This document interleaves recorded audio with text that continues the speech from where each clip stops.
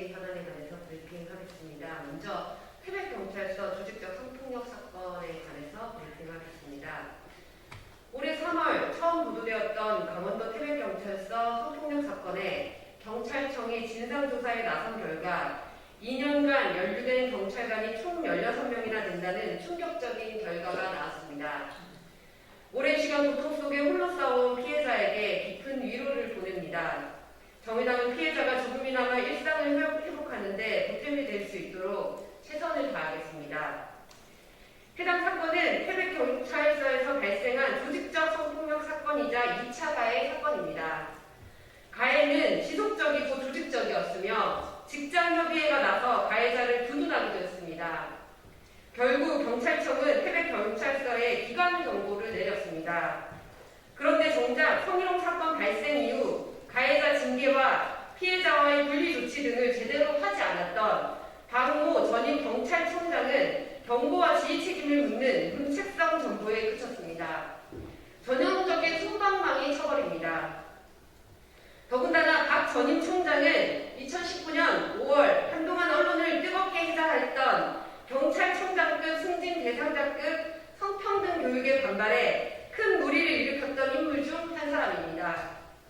2019년 당시 민감용 경찰청장은 불쾌하고 무례한 수강생들의 행동이 있었던 것 같다며 재발 방지를 직접 약속하고 사건은 일단락되었습니다.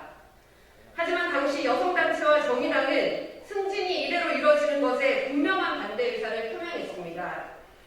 당시 정의당 박인숙 여성위원장은 승진의 대상이 될 수 없다면서 경찰 공공기관이 성평등 관련 소양과 자질을 갖춰야 공적 역할을 수행할 수 있다고 판단해 교육을 실시하는 것인 만큼 그 취지와 목적에 맞게 사건을 처리해야 한다고 강조했습니다. 그럼에도 불구하고 승진은 그대로 진행되었고 결국 2020년 태백경찰서에 부임한 박모 서장은 대형 사고를 일으킨 격이 되었습니다. 경찰청은 박모 서장에 대한 징계 여부를 재심의해야 합니다. 그리고 정부 인사혁신처는 현재 승진대상 공무원 필수 교육의 경우에는 이수하지 않으면 승진자 명단에서 뺀다고 합니다. 경찰청도 이와 마찬가지로 이번 사건을 반면교사로 삼아 관련 제도를 시급히 정비하길 촉구합니다. 다음은 정교조 법외노조 통보제도 관련해서 브리핑하겠습니다. 어제 국무회의를 통해 노동조합 및 노동관계조정법 시행령 등 3개 법의 시행령 일부 개정 법령안이 심의 의결되었습니다.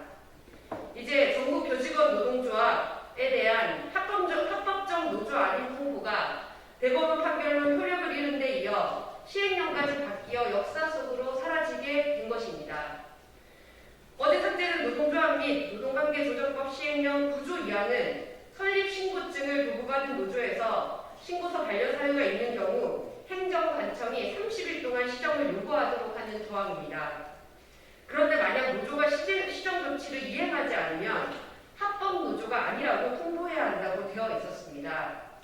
노동조합 설립이 신고제임에도 불구하고 사실상 허가제로 운영된 것입니다. 특히 해당 조항은 이명박 박근혜 정부가 노동조합을 탄압하기 위해 악용되면서 이명박 정부 시절 2009년에는 전국 공무원 노동조합이 해직 공무원에 대해 조합 자격을 박탈하지 않았다는 이유로 그리고 박근혜 정부 시절인 2013년에는 정교조가 해직교사 조합원 자격을 박탈하지 않았다는 이유로 법외노조라 통보하며 노동조합을 탄압하는 데 이용되었습니다. 노동조합 단결권을 부정하는 데 악용되어 온 시행령 폐지는 늦었지만 다행인 조치입니다. 그런데 정부는 여전히 노조에 결격 사유가 있다고 판단하면 30일 동안 시정 요구를 할 수 있도록 하는 근거 조항을 유지하도록 하면서 악용의 불씨를 살려놓았습니다. 사실상 여전히 노동조합에 대한 허가제를 유지하겠다는 태도와 다름없습니다. 깊은 유감을 표합니다.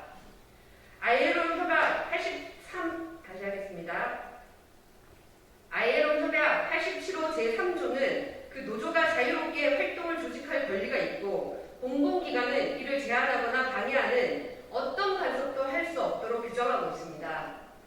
ILO 협약 기준에 따른 시행령 정비를 한다면서 ILO 정신을 훼손하는 정부의 태도는 잘못된 것입니다. 정의당은 30일 시정 요구 조항에 대한 완전 폐지로 ILO 협약 핵심 협약 기준의 취지를 온전히 살릴 있습니다.